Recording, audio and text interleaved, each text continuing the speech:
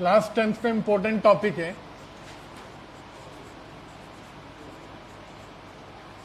Chapter का क्या नाम है? ट्राइंगल्स। अब मेरे हिसाब से यहां बैठे हर बच्चे को ये तो पता होगा कि व्हाट इज ट्राइंगल। ठीक है, एक क्लोज फिगर जो कि 3 साइड से बनी हो, उसके अंदर 3 एंगल्स हों और तीनों साइड्स आपस में इस तरह से एनक्लोज हों, 3 ही एंगल बनाए, उसे ट्राइंगल बोल देते हैं। अब इसके अंदर फिर हमें ट्राइंगल्स थोड़ी पढ़ाएंगे, इसके अंदर हमें ट्राइंगल्स का एक पार्ट पढ़ाया जाएगा, ट्राइंगल्स की एक प्रॉपर्टी पढ़ाई जाएगी विच इज सिमिलर ट्राइंगल। क्या है वो? अब हमने क्लास 9th में एक चैप्टर पढ़ा था कॉन्ग्रुएंट ट्राइंगल, पढ़ा था। आज हम एक नया टॉपिक पढ़ रहे हैं, कौन सा? Similar triangle. सबसे पहले हमें जानना चाहिए कि इन दोनों के बीच में क्या डिफरेंस है। हमने जब ये पढ़ लिया था तो इसकी कहाँ जरूरत पड़ी ये जानने की जरूरत है। तो जरूरत ऐसे पड़ी, सपोज करो मेरे सामने कोई एक आर्टिकल है, क्या ये? सर्कल है। ये भी क्या है? मैंने ये सर्कल इसके ऊपर लाके रख दिया, क्या एक शेप है? नहीं है ना, और दोनों हैं तो सर्किल। अब अगर मैं इसको ऐसे एडजस्ट करूं तो दिखाई दे रहा है कि दूसरे वाला भी है। तो जब एग्जैक्ट शेप एक दूसरी शेप के ऊपर रखी जाती है और पहली शेप दिखनी ही बंद हो जाए, तब इस कंडीशन पे मैं ये कहता हूं कि ये जो दोनों थे ये कॉन्ग्रुएंट थे। ये क्या थे? कॉन्ग्रुएंट। लेकिन जब मैं ये कहूं आपसे कि एक सर्किल ही है और एक सर्किल ही है दोनों सर्किल ही, ठीक है। अब ये दोनों सर्कल होना ही इनकी आपस में ये सिमिलैरिटी दिखाता है कि सिमिलर है। क्या है? लेकिन बहुत बारीक से कीनली ऑब्जर्व करो तो इसकी शेप और इसकी शेप में लिटिल बिट डिफरेंस है। ये एग्जैक्ट सर्किल नहीं आ रहा है, दिखाई दे रहा है ना, और ये एग्जैक्ट आ रहा है। तो यानी कि इन बारीकियों को पकड़ना किसी प्रॉपर्टी के थ्रू, ये इस चैप्टर में हम सीखेंगे कि कैसे दो ट्राइंगल आपस में सिमिलर हैं और किन वजह से हैं। एग्जाम्पल के तौर पे मैंने एक इक्विलेटरल ट्राइंगल बनाया नेम एज ABC, जिसकी तीनों साइड आपस में इक्वल हैं और हर एंगल इक्वल टू व्हाट? वही मैंने एक इतना बड़ा भी ट्राइंगल बनाया नेम एज DEF, इसकी भी तीनों साइड आपस में क्या है और इसके भी तीनों एंगल आपस में क्या है। जब मैंने आपसे पूछा व्हाट इज दिस? इक्विलेटरल। और जब मैंने आपसे पूछा व्हाट इज दिस, अब आपने इसे भी इक्विलेटरल ट्राइंगल बोला, आपने इसे भी इक्विलेटरल ट्राइंगल बोला, है ना।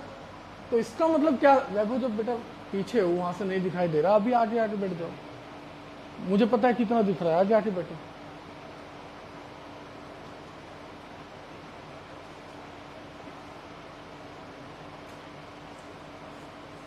तुम भी आगे आओ। अपना सिटिंग अरेंजमेंट ऐसे रखा करो कि हमें लगे कि हाँ खुद से कुछ अंदर से जिज्ञासा है।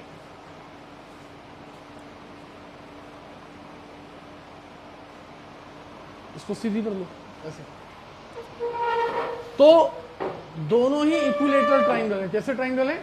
इक्विलेटरल।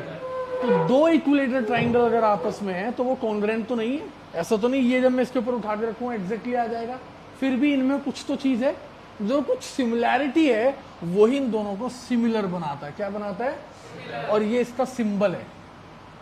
तो मैं कहूंगा triangle ABC is similar to triangle DEF, और ये जो वर्ड आपको दिखाई दे रहा है इसका ही मतलब क्या है? सिमिलर। क्या मतलब है? बोलो, यहां तक कोई डाउट है क्या?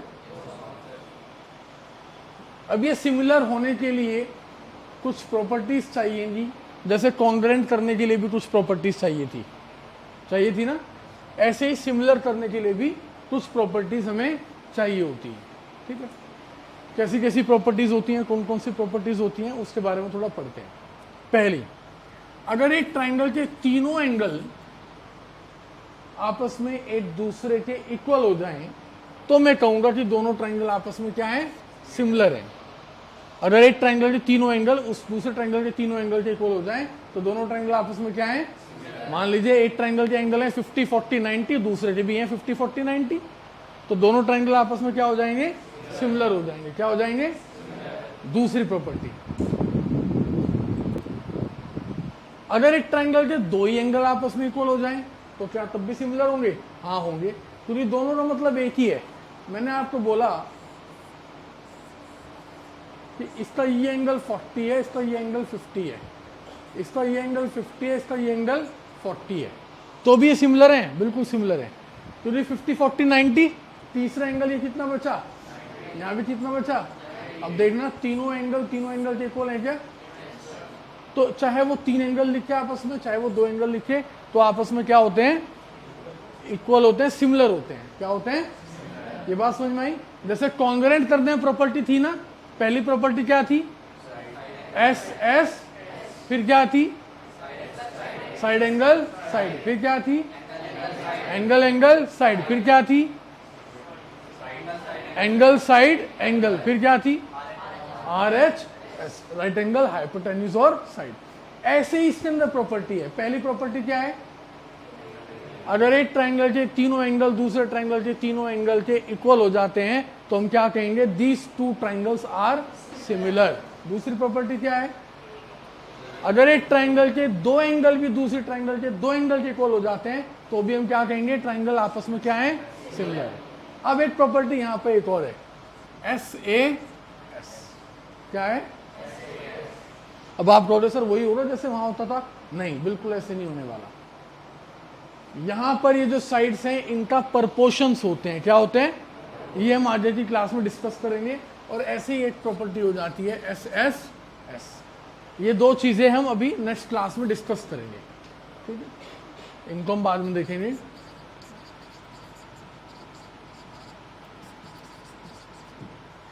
तो ये एक बेसिक सा इंट्रोडक्शन था सिमिलर ट्राइंगल्स का, कि हमें इस चैप्टर के अंदर दो ट्राइंगल को आपस में सिमिलर करके चलना है।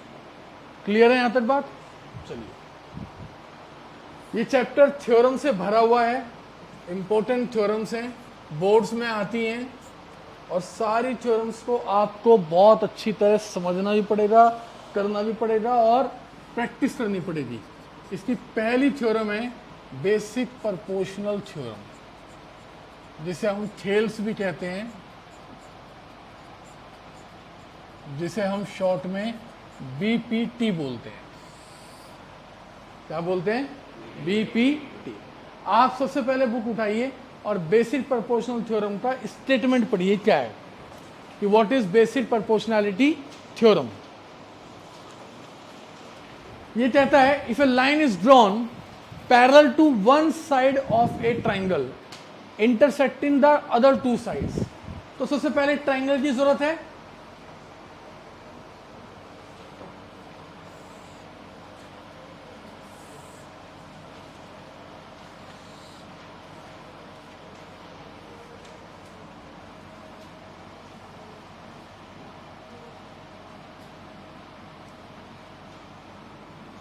ये क्या है, एक ट्राइंगल है। अब लाइन दोबारा से पढ़ते हैं, if a line is drawn parallel to one side of a triangle intersecting the other two sides. इनमें से किसी भी एक लाइन की पैरेलल लाइन बनानी है, बताओ किसके बनाऊं, बेस के बना लूं।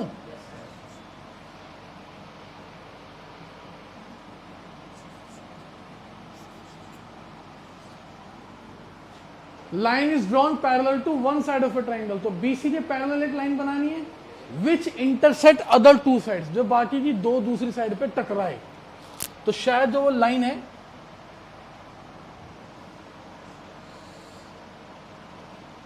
दोनों बात पूरी हो रही है, इसके पैरेलल भी लाइन बन गई और इससे वो लाइन टकरा भी गई। यहां तक ठीक है, ठीक है, यहां तक ठीक है। आगे क्या कहता है, then it divides the two sides, जो ये दो साइड्स हैं,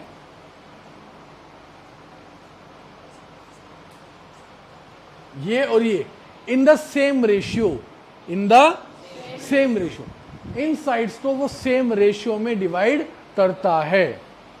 अगर आज पहली बार इस थ्योरम को डिस्कस करते हुए आपकी बात समझ में आ गई ये थ्योरम आपसे करनी आ गई, आपने इसकी प्रैक्टिस 10 बार कर ली, तो आप समझ लो कि इस चैप्टर में आप हाफ ऑफ द वे हो अभी, आज से ही। इसलिए अपने दिमाग, कान, नाक, आंख सब खोल के रखना जब इसे हम पढ़ेंगे। अभी तक तो बड़ी बेसिक सी बात पता चली कि गिवन क्या है। गिवन है कि a triangle is A B C, और उस ट्राइंगल के अंदर डी किसके पैरेलल है? बी सी के। बस, इसके अलावा कुछ गिवन है नहीं है। और प्रूव क्या करना है?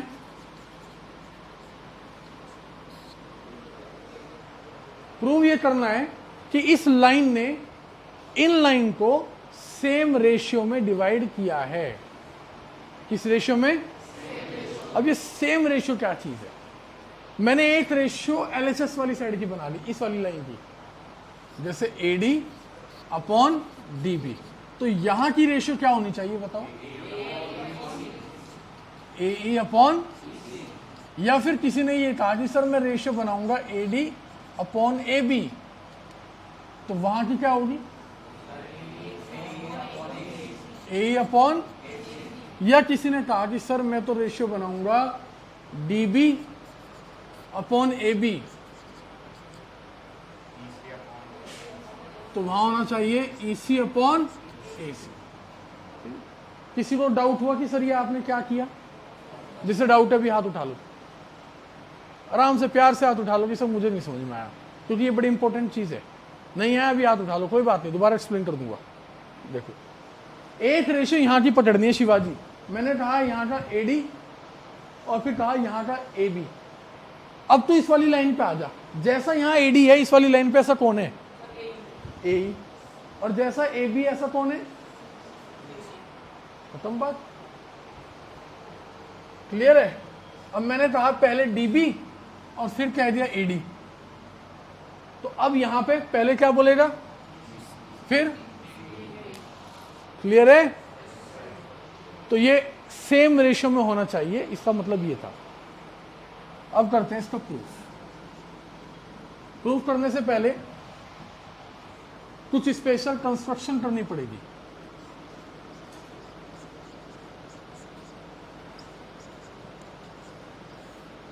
कंस्ट्रक्शन हमेशा याद रखनी पड़ती है, क्योंकि ऐसे देख के एकदम कभी प्रूफ नजर नहीं आता, तो याद रखनी पड़ती है। बड़े ध्यान से, बहुत ध्यान से, कीनली ऑब्जर्व करना कि हम कंस्ट्रक्शन क्या करने वाले हैं। पहली कंस्ट्रक्शन, हम ये यहां से ये ज्वाइन कर देते हैं बीई और, कोई डाउट है? क्लियर है यहां तक? तो पहली कंस्ट्रक्शन क्या करी? Join BE and DC. दूसरी कंस्ट्रक्शन मोस्ट इंपॉर्टेंट कंस्ट्रक्शन है। आपको क्या करना है? डी से एक परपेंडिकुलर डालना है यहां पर,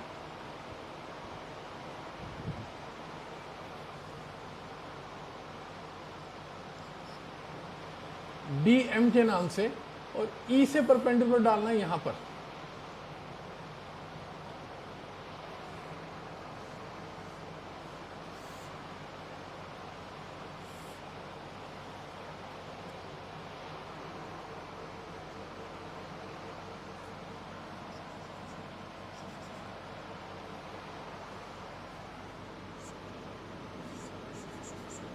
डीएम परपेंडिकुलर डाला इस पूरी लाइन पे एसी पे, और ईएन परपेंडिकुलर डाला इस पूरी लाइन ए बी पे।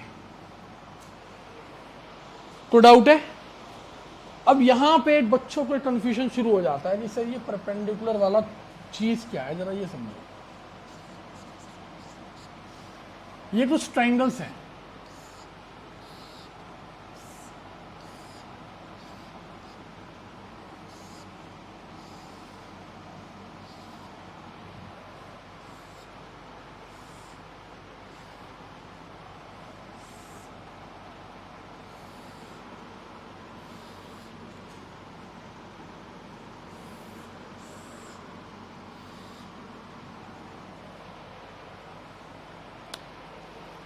मैं इनके इस पॉइंट से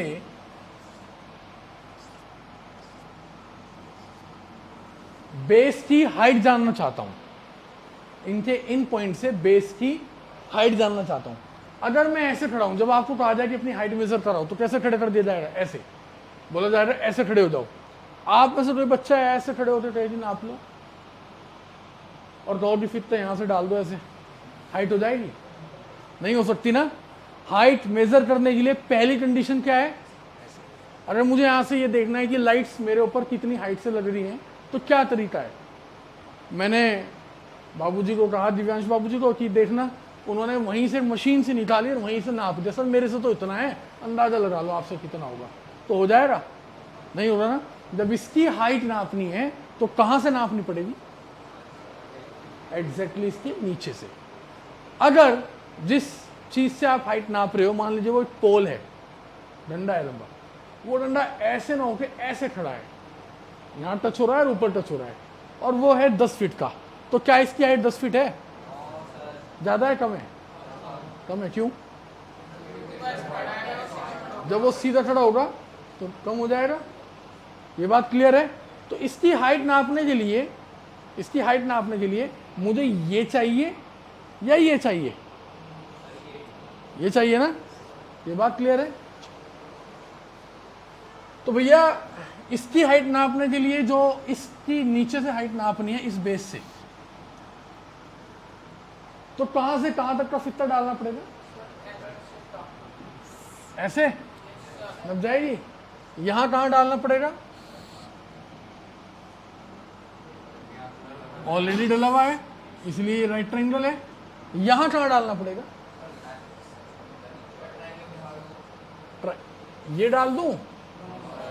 क्यों? यहां नापनी तो मुझे उस पॉइंट की है।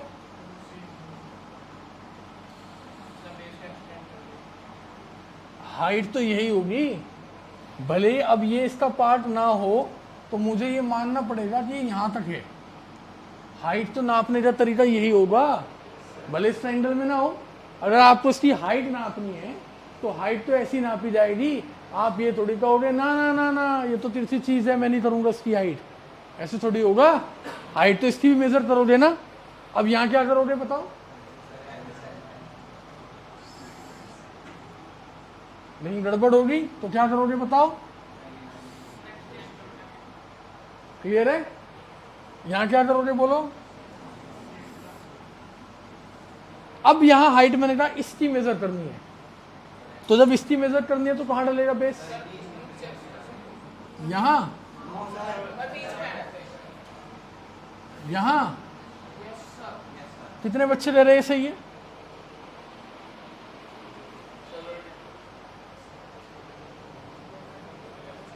ऐसे डलेगा? आओ इधर।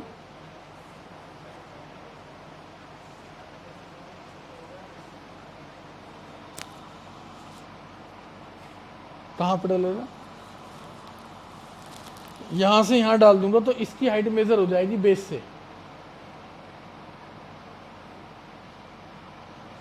बेस कहां है? यहां। और हम हाइट कहां डालेंगे फिर? यहां से बेस पे। ठीक है, क्लियर है? ये सब चीजें क्लियर है आपको? अच्छा, चलिए अब यहां आते हैं।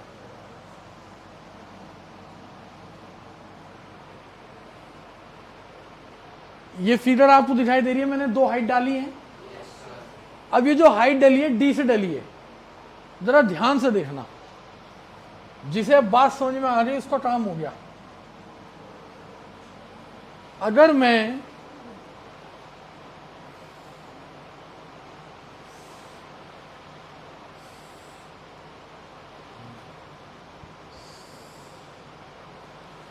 इस ट्रायंगल को देखूं, इस ट्रायंगल का नाम क्या है? डी बी ई।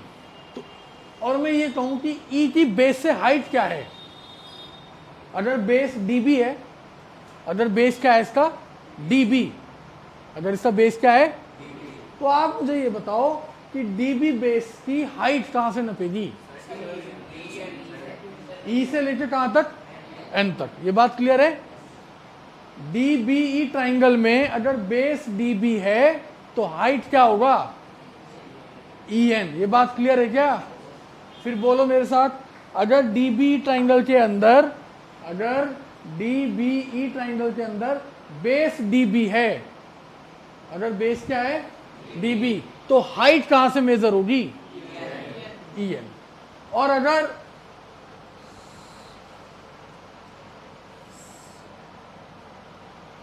ट्राइंगल है DEC, अगर ट्राइंगल है DEC, तो हाइट क्या होगी, हाइट क्या होगी, DN तब होगी जब बेस EC है। तो बेस पे ही हाइट डिपेंड होती है। तो देखो अभी मैंने ये चीज इसलिए बताई आपको, जब तक आपको ये ना पता हो बेस कहां है, तब तक आप हाइट बता दोगे। एग्जाम्पल के तौर पे आपने कहा ये है सर हाइट, मैंने कहा गलत, मेरे लिए तो बेस ही ये था। अब अगर बेस ये था तो क्या हाइट ये चलेगी, अब हाइट क्या हो जाएगी, सही है। तुमने कहा सर इसमें तो हाइट डली डलाई है, मैंने कहा गलत, मेरे लिए बेस तो ये है। अब बताओ हाइट कहां है डली डलाई, अब हाइट ये होगी। क्लियर है?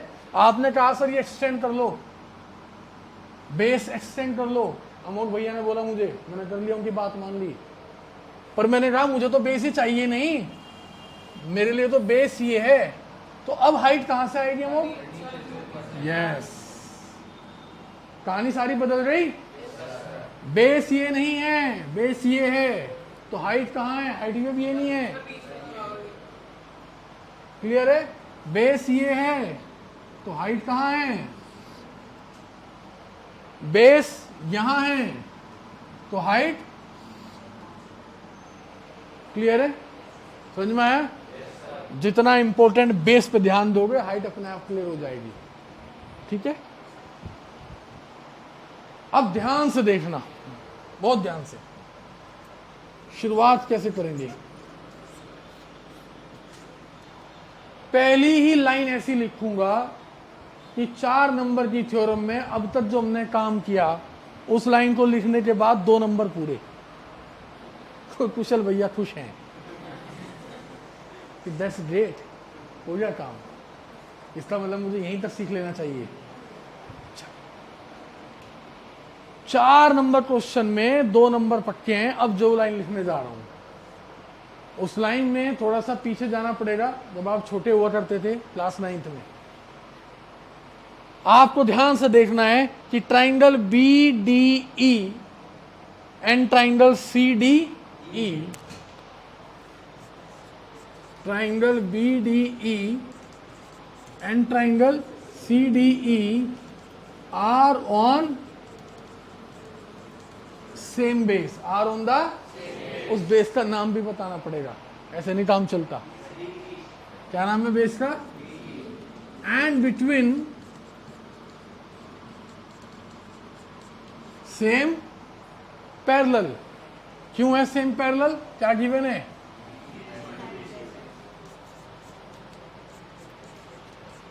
तो क्या हुआ करता था, if 2 triangles are on the same base and between same parallel, तो क्या हुआ करता था, they are equal in area, therefore area of triangle BDE is equal to area of triangle CDE।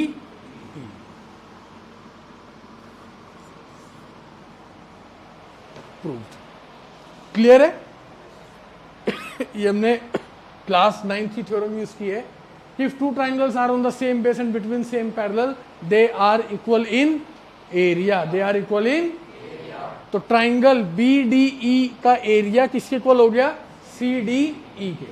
Area of triangle BDE किसके equal हो गया, area of triangle CDE के। यहां तक कोई भी डाउट है तो आप बोलो। क्लियर है, पक्का? यहां तक किसी को डाउट है? आगे चलते हैं।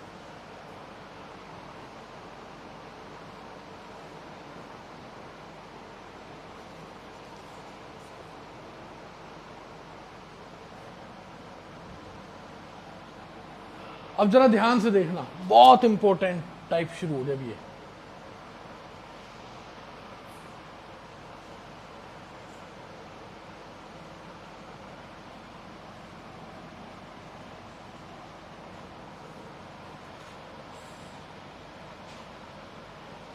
अब आपको क्या करना है, इस ट्राइंगल की रेशियो, क्या नाम है इसका, ADE, एक बार तो लड़ानी है इसके साथ और एक बार लड़ानी है इसके साथ, ठीक है, क्लियर है। ADE अपॉन BDE और एक बार ADE अपॉन CDE, ये बात क्लियर है। चलिए आपको लिखना है area of triangle ADE upon area of triangle BDE, और दूसरी साइड आपको क्या लिखना है,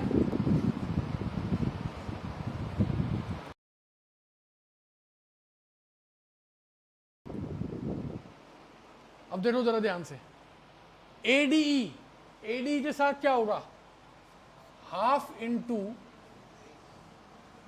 बेस लेंगे हम AD, तो जब बेस AD होगा तो हाइट क्या हो जाएगी, half into AD into EN, half into BDE का बेस लेंगे हम DB, क्या लेंगे, तो जब बेस DB लेंगे तो हाइट इसकी भी क्या हो जाएगी,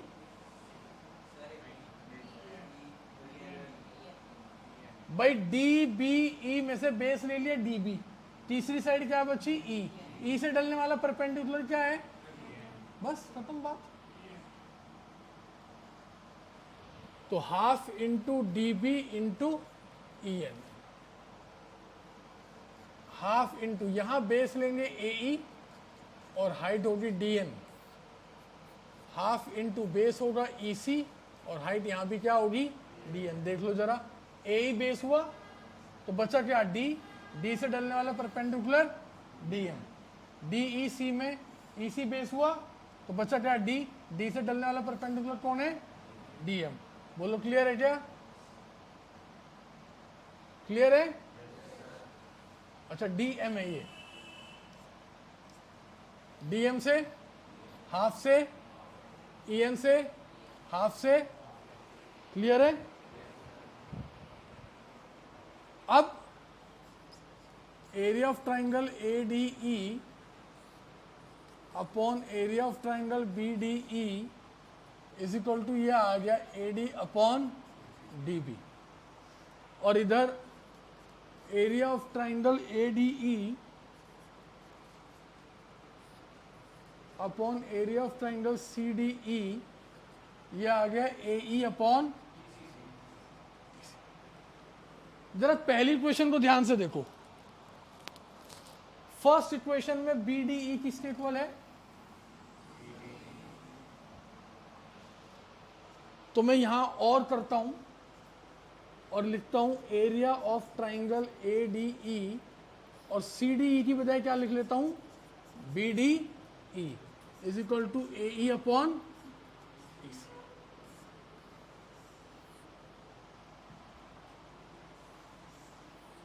ये क्वेश्चन नंबर 2,